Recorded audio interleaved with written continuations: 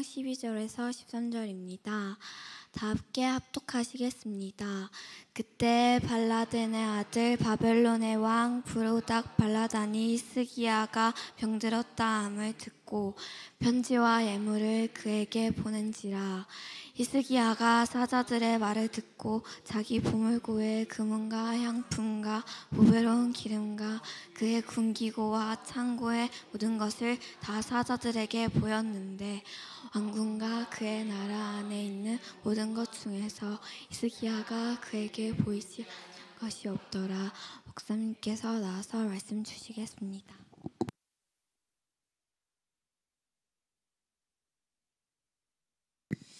자, 보이지 아니한 것이 없더라. 자랑을 아주 세게 해버렸습니다.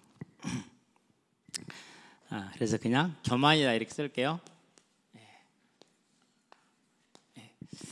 이제 저와 여러분들이 항상 기억할 게 있어요. 자, 하나님은 어떤 분입니까?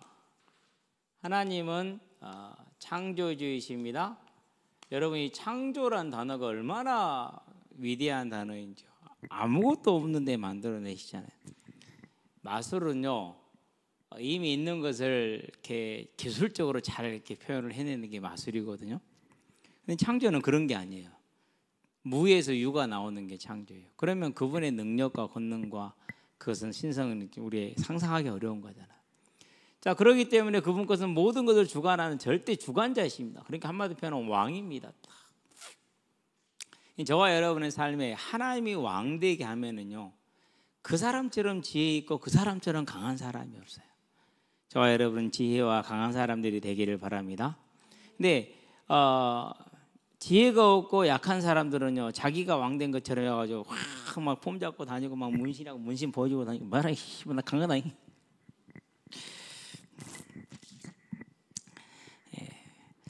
그건 어쩔 수 없습니다. 뭐 수준이 거기밖에 안 되기 때문에 개가 짖는다 같이 엎드려 지을 수는 없잖아요, 그렇죠? 근데 진짜 강한 사람들은 절대 그렇지 않습니다. 정찬성이 뭐 문신하고 다니던가요? 잘 모르겠습니다. 네, 절대로 막 길거리에서 막 욕하고 다니고 막 의시되고 그러지 않습니다. 약해서 그렇습니다. 여러분은 하나님의 왕으로 삼으시면 안 돼요. 그게 가장 지혜로우고 능력 있는 거죠. 자, 그러면 하나님께 이제 이런 하나님을 우리가 뭐합니까? 하나님을 시인하고 그분이 왕되게 하는 것을 예배다 이렇게 표현합니다. 여러분 평생을 예배자로 서 있게 되길 바랍니다. 근데 이 예배에 누가 실패합니까? 히스기야 왕의 아버지 아하스 왕이 실패합니다. 어떻게 실패했냐면요, 일단 노는 거 좋잖아요, 그렇죠? 친구들하고 놀고 다니고 노래방 가고 볼링장 가고 술 마시고 담배 피우고 너무 좋잖아요. 그런 게 재미있고, 그렇죠? 그런 걸 더 우선시한 거예요. 그런데 하나님은 그런 걸 하지 말라고 그러는데요, 우상은 그런 거 하면 잘한다고 그러거든요. 우상 섬기는 게 너무 재밌는 거야. 너무 즐거운 거야, 육신적으로. 뭐 하지 않은 거예요? 예배자로 서지 않은 거예요. 그래서 하나님께서 이 아하스 왕을 사랑해서 뭡니까? 매를 듭니다. 그 매가 뭡니까? 그게 이스라엘과 그리고 아람이었어요. 그러면은 매를 들면 하나님 의지해야 되잖아요. 근데 하나님을 의지 안 해요. 끝까지 하나님 의지하지 않고 세상을 의지합니다. 그게 아수르를 의지했어요. 계속 매를 맞았겠죠, 그렇죠? 그래서 나라가 완전히 피폐해졌어요. 우리나라로 말하면 6.25를 겪고 나서 완전히 막 가난뱅이 된 그런 상황이죠. 왜 6.25를 하나님이 허락하셨을까요? 그 믿음의 부흥을 일으켰던 나라인데, 저는 한 가지라고 생각해요. 목사님들이 신사참배하고 나서 회개를 아무도 안 했어요. 일제 때 신사참배하고 나서 몇몇 목사님들은 죽기까지 한가하셨지만 대부분의 목사님들은 신사참배를 했어요. 국가의례라는 그런 명목으로. 그리고 일제가 망하니까 회개한 목사님은 딱 한 분 계세요. 한경직 목사님이신가? 그분 한 분 계세요. 나머지는 나 신사참배 안 했다 이렇게 얘기를 했어요. 당연히 뭐가 임하죠? 당연히 매가 임하죠. 그게 유교예요. 지금도 안 끝났죠?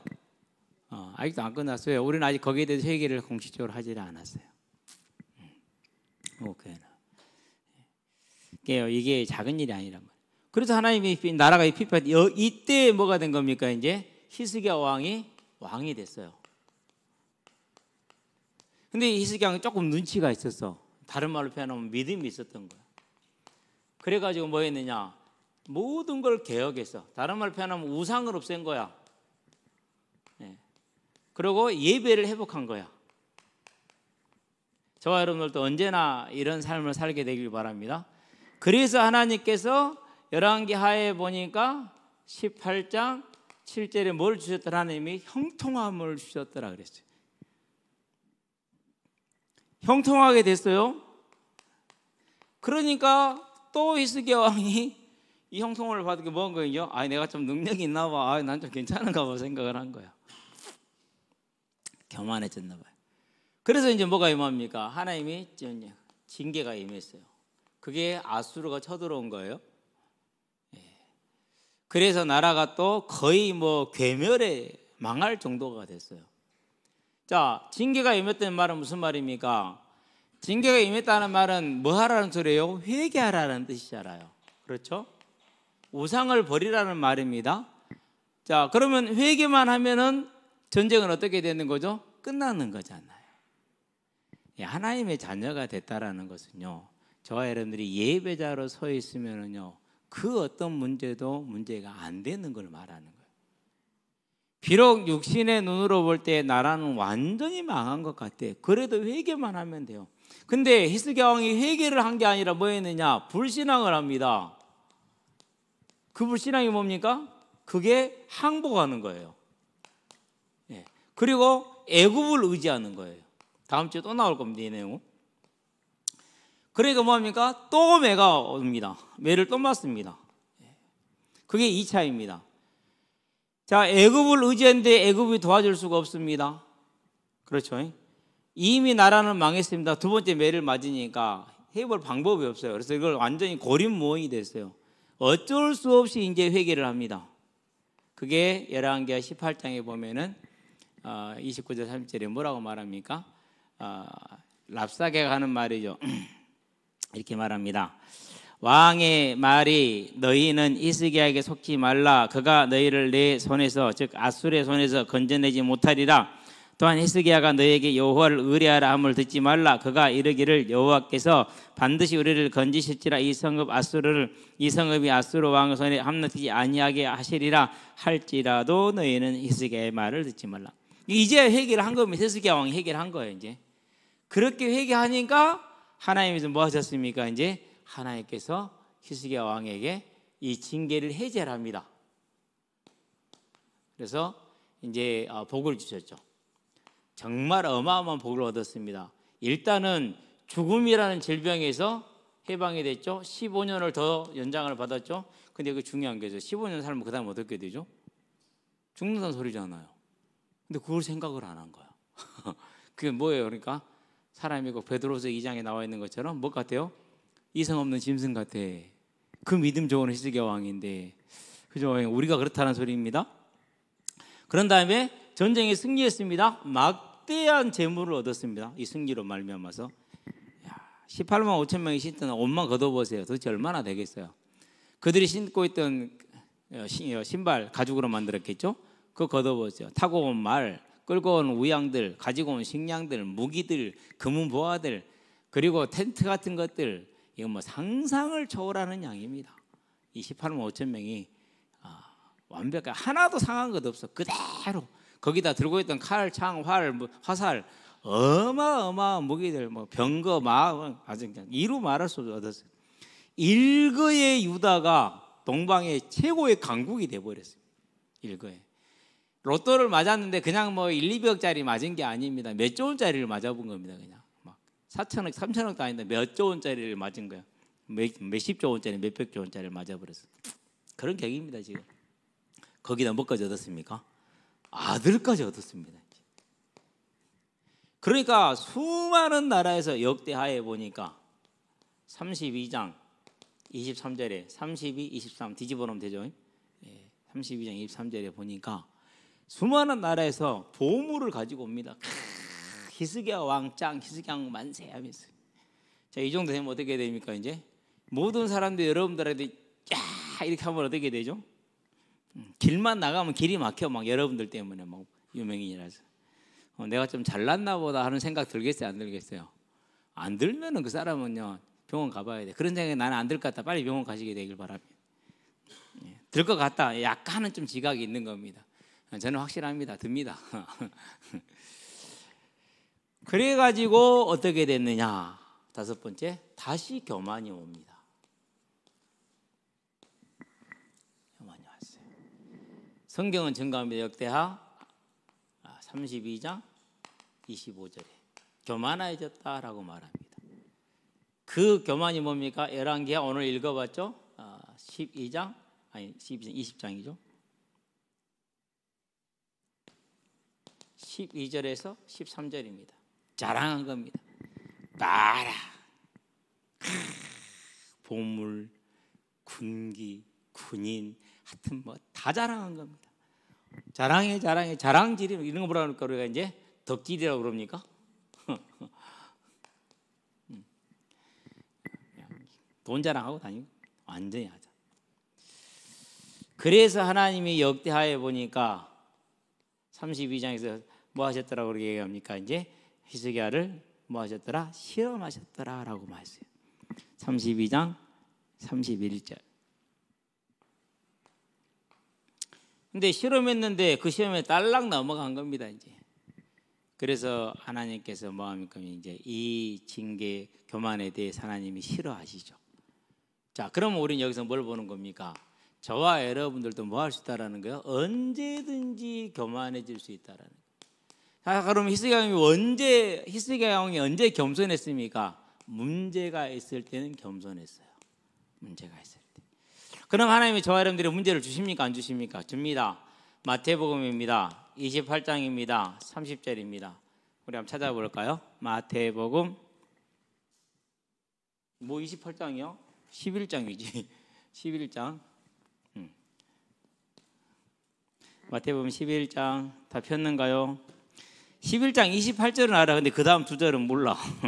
참 성도들 우리 참 모습이 이렇습니다. 자, 28절부터 보게. 수고하고 무거운 짐자들 다 내게로 내가 너희를 쉬게. 이건 다 합니다. 그 다음 절을 볼까요? 나는 마음이 온유하고 겸손하니 나의 멍에를 메고 내게 배우라. 그러면 너희 마음이 쉼을 얻으리니 이는 내 멍에는 쉽고 내 짐은 가벼움이라. 하나님께서 지으신 뭐가 있습니까? 멍에가 있고 그리고 짐이 있습니다. 어떤 사람들은 이 멍에하고 짐도 지지 말라고 그럽니다. 그것은 복음을 모르는 거라고 얘기합니다. 절대 틀렸습니다. 절대 틀렸어요. 그런 거라 해서 거짓 선지자라고 그래요. 마태복음 5장에 나와 있는 15절에서 21절까지인가요? 거짓 선지자들이 것이. 하나님은 분명히 우리에게 멍에를 지웠고 짐을 지웠어요.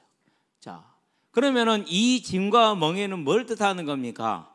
저와 여러분들을 위한 안전한 보호입니다. 이걸 그래서 다윗은 뭐라 할게요? 다윗은 뭐라 그랬어요? 내 산성이시다 그랬어요. 내 피할 바위다 그랬어요.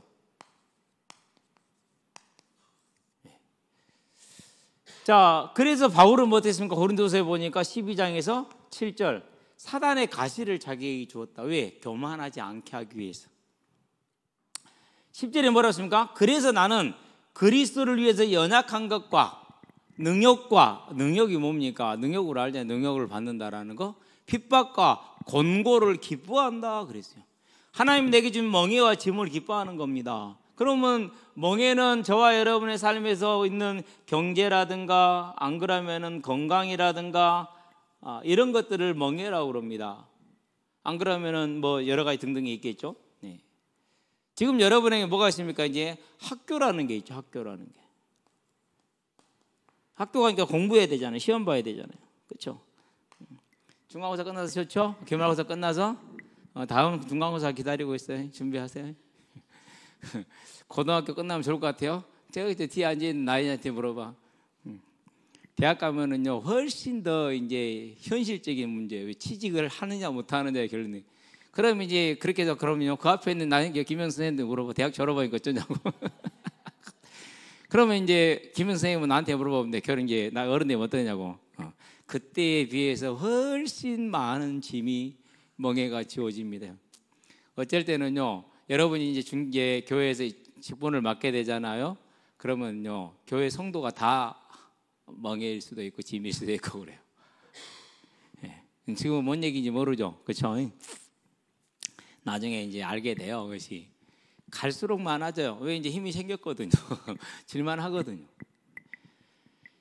우리는 이러한 멍에와 짐을 다 이게 짐이에요. 이거는 짐에 해당된다. 짐에. 그럼 멍에는 뭡니까? 멍에는요, 저와 여러분들 주신 직분이 있죠. 이게 멍에예요. 하나님이 꽉 묶어놓은. 여러분이 주어진 직분에 언제든지 충성하시게 되길 바랍니다. 그래서요, 여러분 이렇게 알면 돼요. 뭐 이렇게 여기 가정에서 이제 혼자 있는 친구들도 있는데요. 내게 주어진 이 직분 때문에 가족 행사를 못 할 수도 있어요. 그럼 욕 바가지로 먹습니다. 그러고 어떨 때는 매도 맞습니다. 욕을 먹고 매를 맞으세요. 꼭 그래야 돼요. 그래야 가족을 살려요. 안 그러면 못 살려요. 무슨 말인지 알았죠? 오늘 예산이가 그래요. 오늘 엄마랑 영화 보러 가기로 해서 학생 예배를 못 드리는데 제가 아무 말도 안 했어요. 아직 어려서 못 알아듣기 때문에. 저는 예수님 믿고 나서요, 가족 행사, 친구들 행사 하나도 못 갔어요. 그럼 어떻게 됐을까요? 어떻게 되죠? 친구들 다 사라져요? 아니요. 나중에 하나님의 때가 되면요, 걔가 왜 그렇게 살았는지 이해가 돼요. 그래서요, 문제를 들고 와요. 그럼 살리게 돼요. 여러분, 이 중요한 거예요. 근데요, 예배도 빼주고 막 친구가 다 해주고 그러잖아요. 힘들면은요, 술은 같이 먹을지 몰라. 근데 뭐 하진 않아요? 믿음의 길은 안 가요. 왜요? 그놈한테 믿음을 못 받거든요. 절대 그래서 그 친구한테 믿음의 길을 안 내달라고 하지 않아요. 여러분 꼭 기억해야 돼요. 하나님이 저와 여러분이 교만하지 않게 하기 위해서 이런 걸 지어 놓으셨다라는 사실이에요. 그러면 뭡니까? 이제 이런 걸 볼 때 저와 여러분들은 내가 이런 존재구나라는 이게 필요합니다. 이게 필요합니다. 이게 이제 딱 잘하잖아요. 그러면 그다음에 뭡니까? 이제 더 큰 멍에가 옵니다. 이제 그리고 짐도 옵니다. 증거가 있냐고요? 있지요. 고린도후서입니다. 11장입니다. 22절에서 33절까지입니다. 사도 바울입니다. 평생을 춥고 헐벗고 배고프고 굶주리고. 배고픈 거와 굶주리는 게 뭔 차이가 있어요? 그게 그거잖아요. 춥고 헐벗고 같은 것도 뭐 차이가 있어요. 그게 그거잖아요. 힘들었다라는 얘기예요. 강도 유혹과 강의 유혹과 동족의 유혹과 수많은 유혹에 여러 번 파산하고 여러 번 오게 갇히고 40에 하나 가만 매를 5번을 받고 수많은 어려움이 있었어요. 왜 그랬습니까? 그 어려움들이 사도 바울을 뭐하게 한 거예요? 강하게 만들었던 거예요. 하나님의 일을 끝까지 할 수 있게 만들었던 거예요. 히스기야 왕도 어려울 때는 하나님 의지했어요. 그런데 어려움이 사라지니까 교만해졌어요. 저와 여러분도 마찬가지입니다. 이제는 우리의 삶에 반드시 하나님이 준 멍에의 짐이 있다. 그것을 벗어나려고 애쓰지 마시게 되길 바랍니다. 그래서 우리가 이제는 뭐 해야 됩니까? 하나님이 내게 주신 멍에와 짐에 감사하는, 그러면서 내가 그런 존재라는 걸 알고 이제는 온전한 믿음에 있어서 하나님의 더 큰 짐을 지고 멍에를 질 수 있으므로 하나님의 교회 병거와 마병으로서는 여러분이 되기를 주의 이름으로 축원드립니다. 기도합시다. 하나님께서 우리에게 주신 멍에와 짐이 세상의 눈으로는 좋지 않은 것처럼 보이나 그것이 우리에게 얼마나 아름다운 것임을 알게 해주시니 감사를 드립니다. 아담에게 지으신 선악을 알게 한 열매를 먹지 말라는 그 하나님의 명령이 그를 살리는 길이었음을 우리는 압니다. 지금도 우리에게 하지 말라는 것과 하라는 것이 있습니다. 이제 예배자로 서서 하나님의 나라를 위한 사주 경계 온전히 승리하게 하심으로 우리가 하나님의 길을 끝까지 이루고 이 땅에서 우리가 하나님의 뜻을 이루고 하늘의 큰 상급을 누리는 아름다운 자들이 될 수 있도록 우리의 삶을 붙드시게 인도해 주시며 모든 멍에와 모든 짐이 우리를 교만하지 않게 하는 하나님의 보호요 사랑임을 알고 즐거이 하나님의 나라의 사명을 감당하는 일꾼들 될 수 있도록 우리 학생들에게 은혜를 도와주시기를 그리스도 예수의 이름으로 축복하며 기도합니다. 아멘.